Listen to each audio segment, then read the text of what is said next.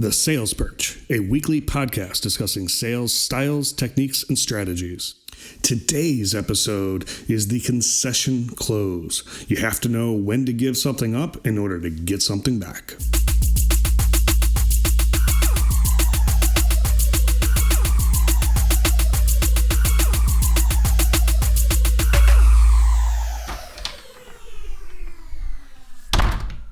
Thank you guys for listening to the Sales Perch. This is your host, Joe Bird. Appreciate you all being here. Today, we're going to talk about the concession close. Pretty simple. We're going to talk about how it's done right, most importantly, how it's done wrong. But the simple concept is you're giving up something in order to get something back of greater value. When you use it, how you use it, so important. But as always, before we jump into today's topic, we're going to go and we're going to talk about last week's episode, the option of choice close. How did you use it? I'm going to tell you an example of how I used it, but I want to know how you used it. So shoot me a DM, hit me up, let me know how it worked for you. Again, the whole idea of this is we do one of these a week. So that gives you an entire week to make that your intentionality to focus and learn and embed so that when you come back, for the next week, you review and you move on to another skill. I always found like I was drinking from a fire hose trying to get all these down. So the option of choice close, up there in my top 10, maybe my favorite. I don't know. There's so many good ones. But essentially with the option of choice, you're giving somebody the perception that they are making a decision, and you're also removing the easy no. So how did I use this in the field? Well, I used it to set some appointments. Instead of saying, hey, would it work for me to come over and take a look at your house? I said, would Tuesday or Wednesday be better days for me to do that? I do two things. I control the schedule, so I don't have to say I can't do something. I show that I have time, but I'm also busy. But really, it's really easy for them to say no when I say, hey, next step would be to come over. Does that sound good to you? No, not really. Instead of, next steps for me to come over and sit down with you is Tuesday or Wednesday better. It's hard to say. They can say neither works, but that's not a no. You're just getting them in the right headspace there. So super effective. I used it in other instances, certainly not just in sales. It's a skill for conversating and getting your way across the board. So highly, highly, highly encourage you guys to use it and learn it and master it. It's just absolutely perfect. Again, the most common that I use it for is setting appointments, but it works everywhere. It worked in trying to get sort of a business partner to sort of see things in a different light. And, is A or B better? A big part of this is removing variables as well. It's really effective at that. We've talked about that, in other episodes that we've talked about here, but it's really effective at trying to just thin it out to the easiest choices. So if you have a consumer or something, and let's say, again, we use real estate all the time, so that's my world. Say you're talking about inspection contingencies and how you want to do that, just simplify it down to like two. Would this one or this one be better? If you're working with a seller and you're navigating multiple offers, thin it out. Is this one or this one? They're choosing, but they're choosing one of the things you want instead of no or whatever it may be. So love it, use it, absolutely. The concession close. So what is the concession close?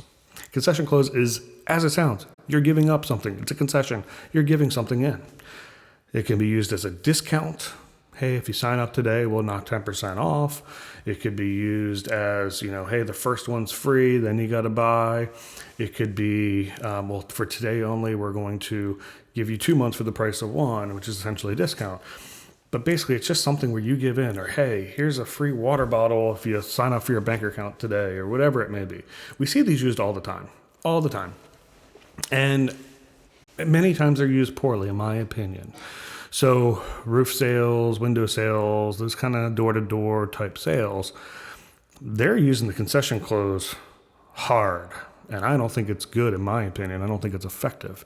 But the way that they use the concession close is basically like today only, you sign and it's this price. Otherwise, it's double the price, or like 50% off today, or that. And it's even in their like radio ads and things like that of like, for you and today only, or for you and for this month only. And that's great. I don't know if you're all familiar with Joseph A. Banks, but great clothing company. Actually have headquarters here in Maryland, which is cool. But they got in big trouble because it was always buy three, get two free, or buy whatever, I don't even remember what the number was, buy three, get one free suits. And somebody sued them and they got in big trouble because it's not a sale when it's your price. If that's what you're putting out there every single day, then it's not a sale by definition. And they got in big trouble for it. It's false advertising because they were like, again, I don't remember how many suits it was, buy three, get one free, whatever it was. But it was their special all the time. So that kind of reminds me of like the roofing and the window companies that are, hard sales, decide right now, sign today, and you get this price. You can't think about it.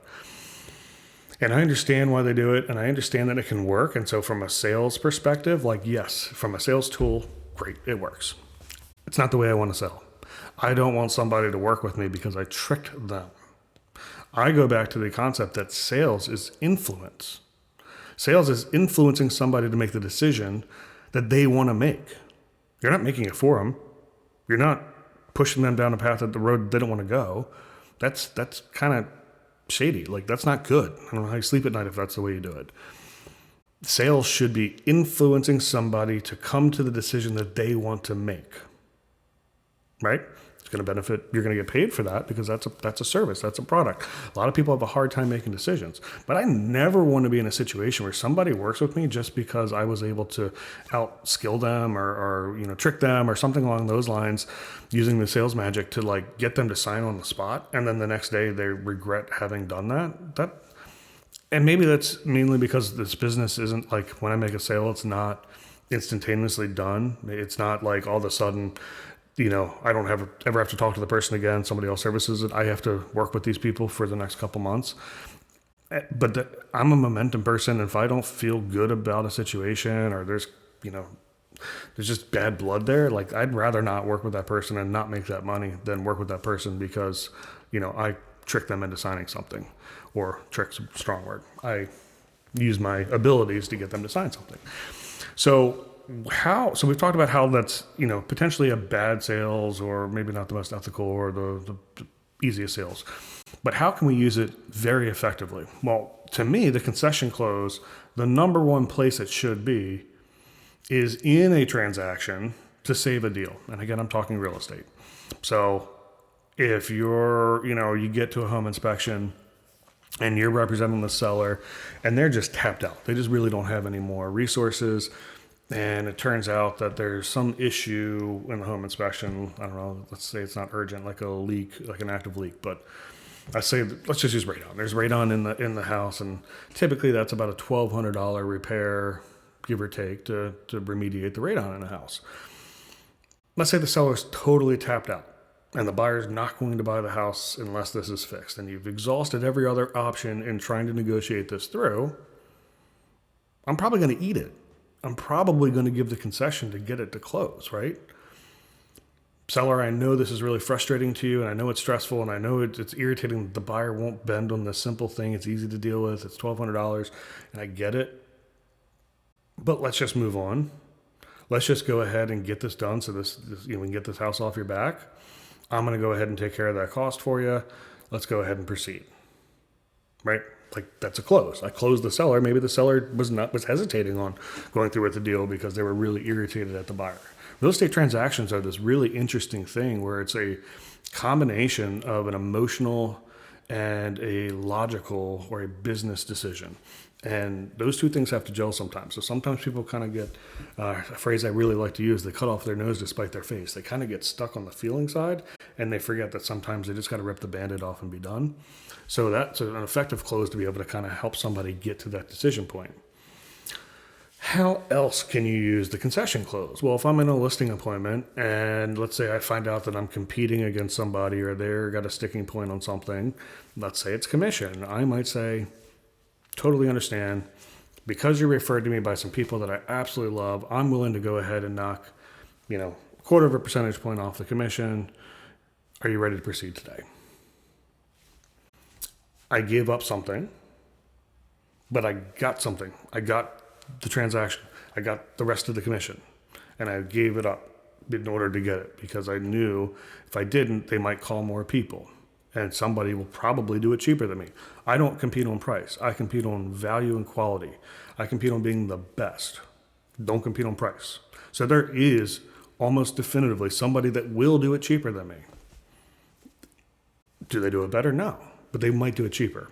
And if the person's really that focused on dollars in that sense, because I believe I will fully get them more money than they will pay me, right, in the delta between somebody else, but I might give up a concession just to get them to lock in if I feel like that's the last hurdle. But the key to all of this, all these closes, the key to any of these closes, you have to figure out what's holding them back.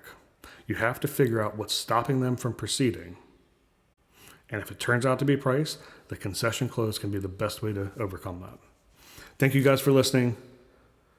Sales Perch, Joe Bird, have a wonderful day.